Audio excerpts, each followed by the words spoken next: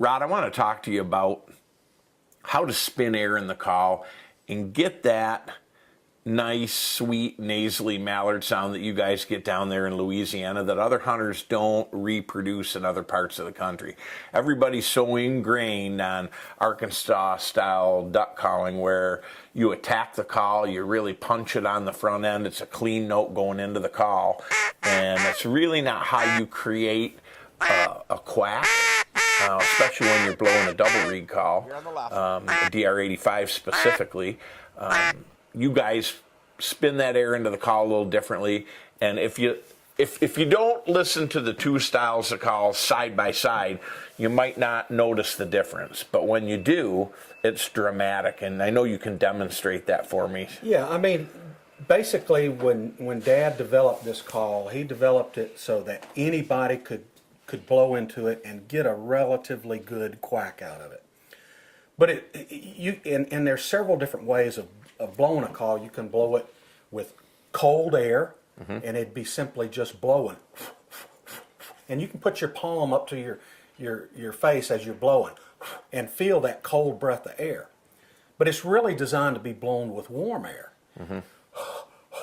And you can feel the temperature difference. But I actually do a modification of both, and I kind of buzz the reeds at first by not really grunting, but voicing into the call. And I voice the word "vut" into the call.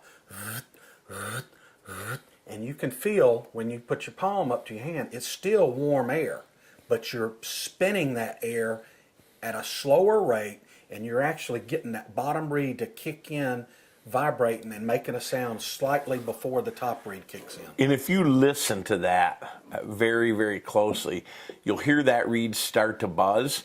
And then once both reeds initialize, you'll get even a stronger buzz. And then as you push that air into the call harder, you could actually, people think you can't get a double reed to clear out, but you certainly can. I mean, if you're highballing those birds, I mean, especially in a floating wedge call, you can really vary the sound depending upon who you're calling with. You could have a guy with a low tone, a guy with a mid tone, a guy with a high tone, you know, so that you're sounding like different birds in the flock. But it's a matter of how much air you push into that and how fast you push that in. But starting it slower on the front end is going to make it sound more ducky. Give me an example of jabbing that reed on the front end and then slide it in slow the way you guys do. It's got a clear sound. Yeah, and not that won't call a duck. Right. I mean, it can. Right. And I used a word, like I said, "vut" into the call.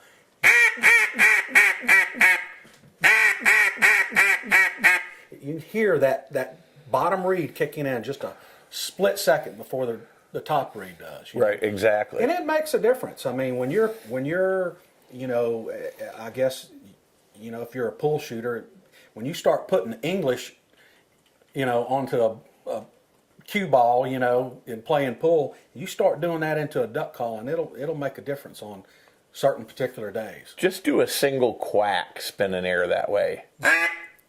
I mean, that's as ducky as it gets. Right. I mean, I just don't know what's going to call a duck any more creatively than that is. One of the things we used to talk about all the time too, and I'd love to have you refresh on that, is that guys get into a habit of doing the same thing all the time. We give the ducks and geese, regardless of where we're hunting, just exactly what we think we have to give them to get the job done or get the kill. It's like playing a game of poker. For me, why throw, you know, the straight flush out there if you can win it with 2 pair or 3 pair or whatever the case may be?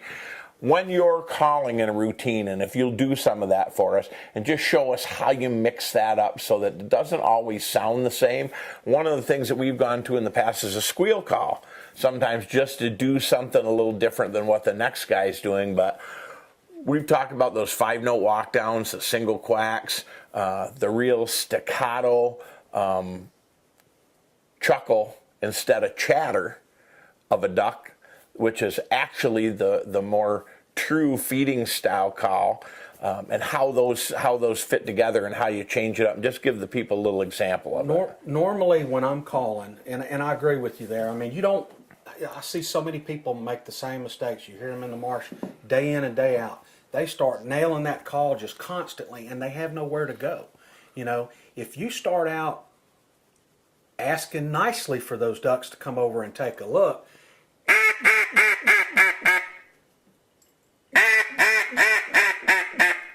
now you have somewhere to go. You can really get mad at them and fuss at them.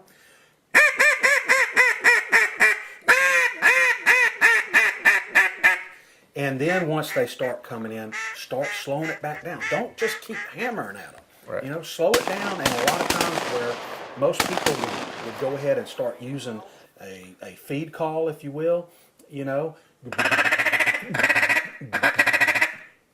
That's that chatter you were talking about. Mm-hmm. But the true feed call is more broken up and erratic. Instead of using some of those sounds, I like to sometimes go to just solid quacks and pace them out slow. Right. It almost hypnotizes them to a certain degree, and then you can see by the time you add all those components together, and they turn, start working your way, whack, whack. If they veer off track just a little bit, you watch those wings, and if they change their wing beat or veer off, then hit them right then. It's a lot easier for them to correct and keep on coming your way than it is if you lose them altogether. Right. Right. Perfect example, Colin. That's what it's like, everybody. Spinning the air in Cajun style with a little double read action here. Thanks, buddy boy. You bet.